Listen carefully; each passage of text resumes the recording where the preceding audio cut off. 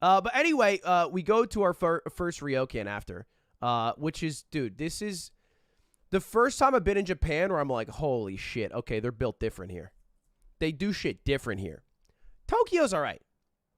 It's cool. It's cool that you can walk around and there's good food everywhere. But you also can get that in, like, Paris, France. Although I guess they're more polite here.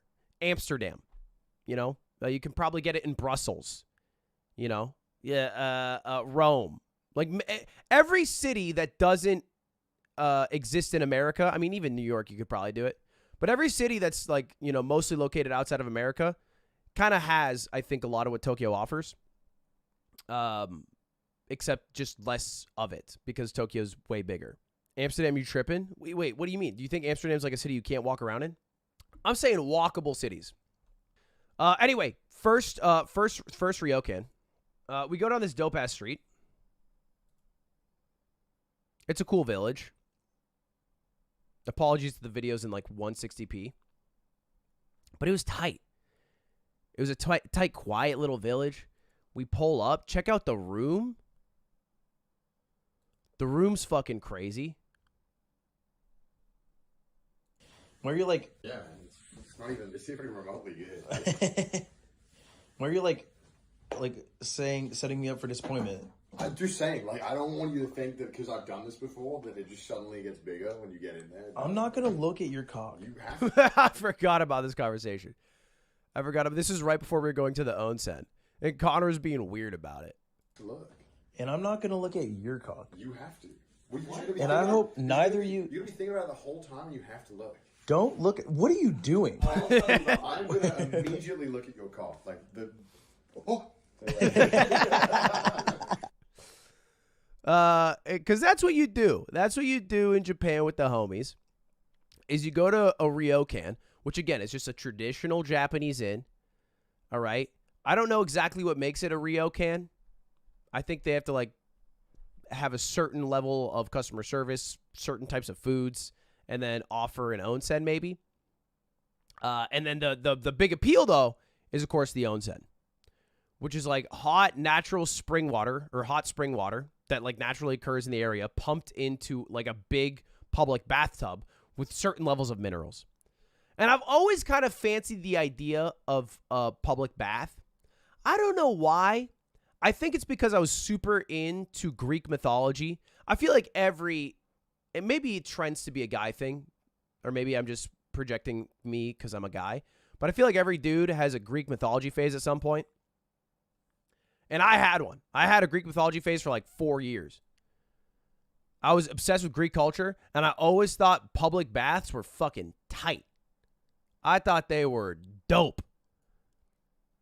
I don't know. It just seemed like it was cleaner somehow and more enjoyable, more relaxing than a regular bath. It's like halfway between a bath and a pool. So anyway, we hit up the onsen, and the onsen's fucking beautiful, this place.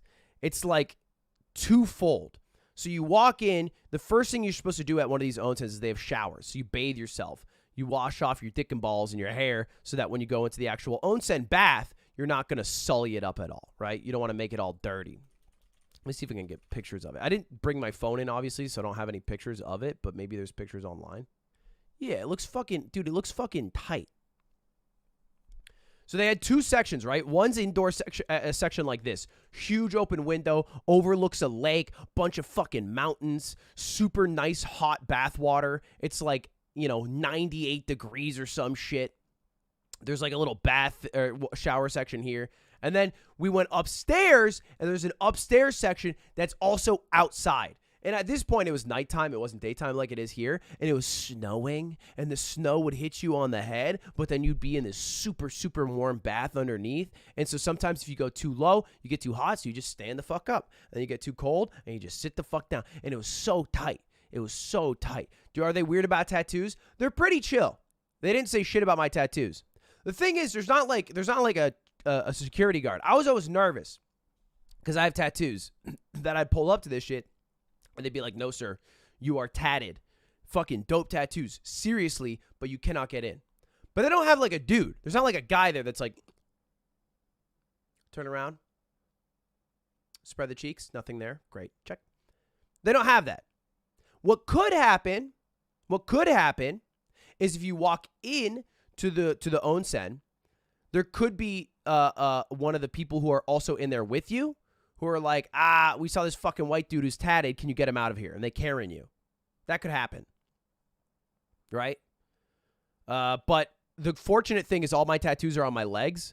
So when I'm in the tub, when I'm in the bath, you can't really see it. It's underwater. Unless they're doing this, which is like, what are you looking for? All right? The one-eyed monster in the pool? Little weird. You're probably fine. So it wasn't a big deal. It wasn't a big deal. The reason for the tattoo thing, by the way, also isn't like some cultural sensitivity to like the tattoo tainting the water. It's purely because in Japanese history, people with tattoos are generally part of like the Yakuza. And I think that like the onsen was, they didn't want them there because gang activity. And that's pretty much it. And I always thought it was like, oh, the fucking tattoos would fucking taint the water. But I was just making up shit. I was just making it's actually nothing to do with that. And it's actually way chiller now. I know it's not pronounced a Ryokan, but I'm not going to like sit here and sweat the language. Here's the thing, bro. I'm live right now to a mostly American audience. I'm not going to come out here and be like, yeah, I was at the Ryokan in Sapporo. And we had ramen. And it was delicious. And then we had ice cream. Like I'm trying to sweat it. I was at the fucking Ryokan in Sapporo, and I went to a goddamn onsen, all right? Because I'm a fucking American. I'm a goddamn American. So anyway, we go to the onsen, right? It's tight. It's beautiful. And the one thing I was a little concerned about, and it's the thing that everybody knows when they go into the onsen, is that your dick and ball are out there. And all your homies are going to look at your meat, which is a weird thing. And I don't say look at your meat like they're like, all right, boys, let's do the check. Line up. Nice. So.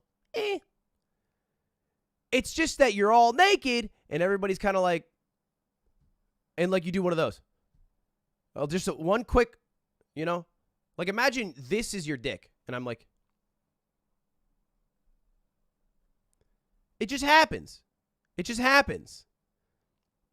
And I was concerned the whole time, not about people seeing my dick, but about being embarrassed about my dick.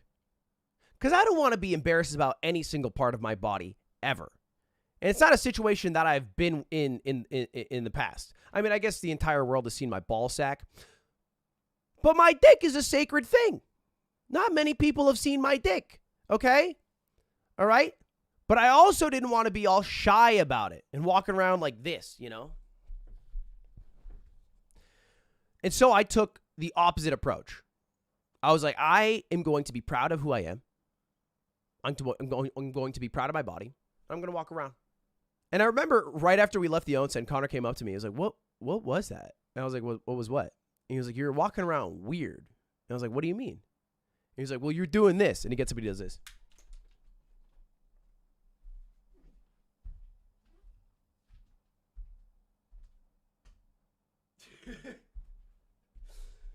And I was like, and I told him my logic.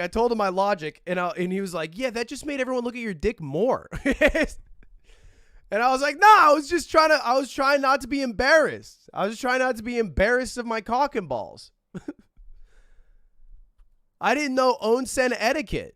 I was just letting my shit hang. It's just a dick and ball at the end of the day. All right, let's just keep it a buck.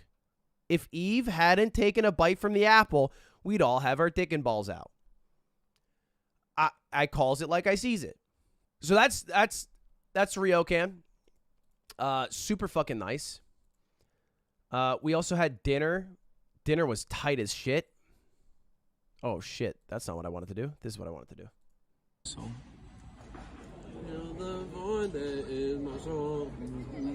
There's like this sick ass buffet area. Eating at a Ryokan in Hokkaido Prefecture, and this white guy sat down across from it was tight. I didn't leak anything. They give you these like little fucking robes. I forget what they call them. And you just wear them around the whole building. One thing I liked about a Ryokan as opposed to like a 4 or 5 star hotel is like if you go to a 4 or 5 star hotel, normally you're situated at a place where you're supposed to do a thing, right? So if you're at like Niagara Falls, you're supposed to visit the falls. If you're at Vegas, you're supposed to go gamble and maybe see a show or two. But if you go to Ryokan, that's the whole shit. It's not like there's another thing you're supposed to go to. You're at that Ryokan to go to that Ryokan, to go to the onsen, to eat fucking food that's yummy, and go to bed and sleep in fun bed. That's it. So it's way more relaxing than I think going to like a nice hotel that is attached to some sort of tourist destination. Because if you go to New York City and you stay at a 5-star hotel, I think you feel like a shithead if you never leave the hotel, even if it's nice and has all the amenities possible, because you didn't get to explore the city, you know? So anyway, this was the food. This is the food. They had a shit ton. It was honestly kind of mid. It was a buffet style food. It was aight. It was aight. It got the job done. But what was tight though is they had fucking, check this out. They had fireworks. It was tight as hell. They have them every night. It's just a bunch of people in yukatas sitting around. That's what the dress thing is. Uh-oh. Looking at fireworks. Hold up, the end was kind of tight. I think I have a video of the end.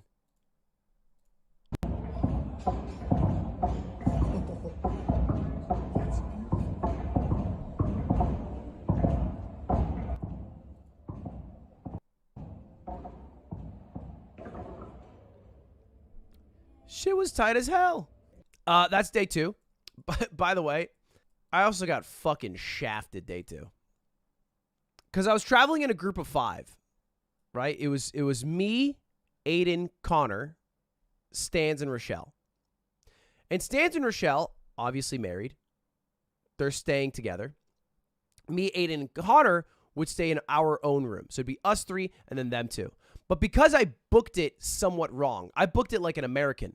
So I booked 2 rooms. You know, 1 room for 2 people, 1 room for 3 people. But what I didn't know is in Japan, they're weirdly strict about how many people you assign to a room. In America, you book a room for 1 person, then you shove 15 people in that room to split it across 15 ways so you can go to Vegas for basically $4. That's like the American strategy. And that's fine. It's like totally chill. Everybody does it. In Japan, however, you specifically, even if it's the same room, pay more money if you have 3 or 4 people in it versus 2 people or 1 person. The price will change depending on how many people are in the room. Just changes outright. I don't know why specifically, but every single time I pulled up, because I booked it for 2 people, for me, Aiden, and Connor, I just booked a room for 2 people. They're like, oh, you got to pay more. I was like, all right, whatever, I'll do that. Not only do you have to pay more, they said, hey, the room that you booked doesn't have enough space for 3 people. So we're going to have to swap you to Stan's and Rochelle's room. And I'm like, all right, no big deal. The next day, I go to look at Stan's and Rochelle's room. Dude, look at their fucking room.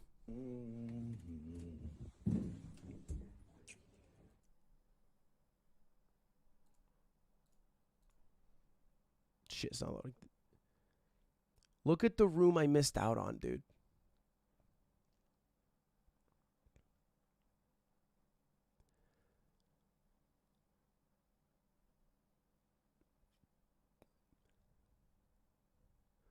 Bro.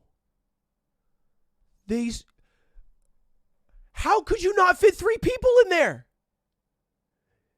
I swear to God, they told me 3 times. They said, you cannot go to this room. It will not fit 3 people. So instead, we're in our room that I showed you earlier, which is like, it was fine. It got the job done. It was a small, cute, cozy little room. But the room that they had, holy shit. That could have fit like 6 people. I didn't even show you the whole room, by the way. There was 2 twin beds on the other side of it. Look at the view from their room. That's crazy. That's a screensaver. They had to work. Stan's got hooked up, bro. And I also filmed this. And this is the worst part of all. They told me there wasn't enough space in the room. I opened one of the closets in Stan's room. They had all the futons ready to go. all the space to put them on. Like literally 4 futons right there. Just ready to go. What? I can't be mad. I still had a great time. The onsen was fire. I'm just flabbergasted. Why'd you take so many pictures of the ice cream? The ice cream was good. What do you want from me? Yeah, that is the next thing. The next thing we went to do is get ice cream. It is the best ice cream I ever had in my life. Straight up. Straight up the most godlike ice cream I've ever had. Have you hit the Luddy in Japan? Embarrassingly, I have. I hit it once. They had this ice cream place that served gelato that had also a fire view. I think I took a pic of it. Yeah, there it is. It also there was the Kingdom Hearts ice cream. I forgot about that. They had the Kingdom Hearts ice cream at this place because they had blue salt ice cream, which I think is what they eat in Kingdom Hearts 2, right? In Twilight Town, Hainer Pensolette, they eat sea salt ice cream that's blue. They had that shit here. Dude, it was actually baller as hell. Better than Italy? I think so. I think like I imagine most Italian gelateries are better at making gelato, right? I'm not going to make an argument that Japan's better at it. Specifically, this place, though, they just have good cows. And those good cows drop good milk. And at the end of the day, gelato is just the ingredients that are in it. And so if you have better milk, it's going to taste better. So I think they just have better milk. Their milk is just nuts. They also sold string cheese there. It was nuts. It was delicious. It was a delicious treat. Oh, yeah. Then we went to Hokkaido, which is at the very south point of Hokkaido. That's where we ended our trip. We went to one more Ryokan. Yummy fish bowl. Very delicious. This was freshly caught bluefin tuna. That's the red. Salmon. That's the orange. And then uni, which is... Shit, what is that? Sea urchin? Yeah, sea urchin in the middle. It's all raw. But it's all fire. I hate sea urchin. I'm a devout sea urchin hater. I think sea urchin's kind of gross normally. Sometimes it makes me gag. But this sea urchin was fire. But I mean, I guess it goes for everything, right? There's a lot of things that are kind of cringe. And then you try it, and it's actually yummy, yummy. And then we had our last Ryokan. Same type of vibe. I dropped a cringe video about it. Here it is. Come here. Okay. I'll let it load for a second. Salmon isn't from Japan. Salmon's from the States. I believe that. It turns out that also we bought crab. I'll show you that in a second. That's from Russia. If you have $250 and you find yourself in Japan, come here. I promise. It's better than any... Volume mixing was tough here. Any single hotel you'll find in Vegas. Because you get this bath connected to a hot spring. Basically, it was like the other onsen, but you have a private onsen in your own bathroom, which is tight because you don't have to leave the comfort of your room. None of your homies see your dick, and they tap into the actual hot spring source, so you get the juice of it right away. This bath connected to a hot spring, plus this view. I woke up at 6:30 a.m. so that I could look out, see the sunrise, and chill in the onsen. And it was only after being in the bath for about 25 minutes that I realized that this faces the south and not the east. So I kind of fucked up there. But it was tight. It's still dope. Still worth going to. Still worth getting up. And then here's the story of Sebastian. So Connor gets us this crab spot, right? He's like, all right, I got us a nice crab spot. I'm like, all right, dope. They serve Japanese snow crab, which is technically caught in Russia, but technically that part of Russia used to be Japan. After World War II, Russia took it over, and they've never given it back to Japan. And the people who live there consider themselves Japanese, but I think the Russian government is waiting for them to die off and then replace them with Russians. But they do catch all the snow crabs there. Look how big this dude is.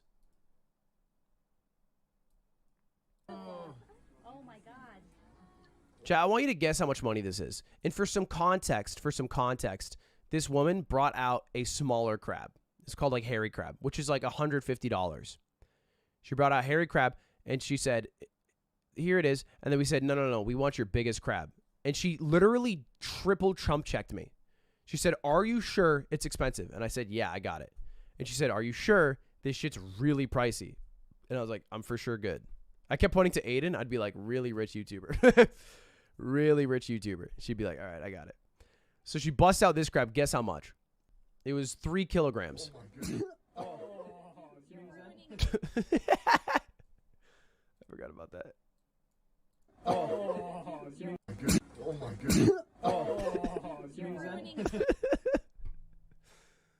Samima said. Sorry for sneezing. It was 75,000 yen, aka $600. $600. Pre the yen crashing, it'd be closer to $700. $700 for the crab. For Sebastian. But look how good he came out. Sebastian. Kind of fucked up on hindsight that we kept calling him Sebastian as we'd eat him. It's kind of creepy to see him before eating him. I agree. I think it's fucking weird. But then I thought to myself, well, hey, I'm comfortable eating meat. Am I only comfortable eating meat because I'm ignorant of how this animal is killed, right? Because it's not like a cow from a burger that I'm eating is dying any more gracefully. And so I think that's just a thing that you had to either switch to becoming a vegetarian or stop being a pussy about. And I think that's actually the only two options. You're not allowed to eat meat and then be like, oh, I don't like how they're handling the meat that I'm about to eat with my fucking mouth. It's like, no, what do you mean? You're going to fucking eat it. Right? You sack up or become a vegetarian. But you can't, you can't be sad and be munching. They cook crabs live. Well, the reason they keep crabs alive is because they don't know when they're going to sell it, right? This is a $700 crab or $600 crab. So it's like if they don't sell it for a month, it's better to keep it alive in a tank in the restaurant than it is to like kill it and then keep the meat on ice, right? It also tastes more fresh, imaginably. And that's pretty much it. The only other thing that we did after that is we took the bullet train. Took our asses back to Japan, or in Tokyo, Japan. And here I am. And that was my Hokkaido trip. That's where I was. That's why I ditched you guys. Also found out that you can't shit in a toilet like this. Good to know. Good to know. Japan's different, I guess. I haven't got any Wagyu. Go to a yakitori bar. I've had yakitori. I don't like it. It's too much meat. It's way too much meat, and it's way too rich and greasy. How did you plan your trip? The easiest way to plan it, at least this worked for me, is become friends with someone who's a YouTuber full-time in Japan and then annoy them until they figure out all the fun things to do and have them translate for you and have them drive you around for 4 days. And that works pretty well.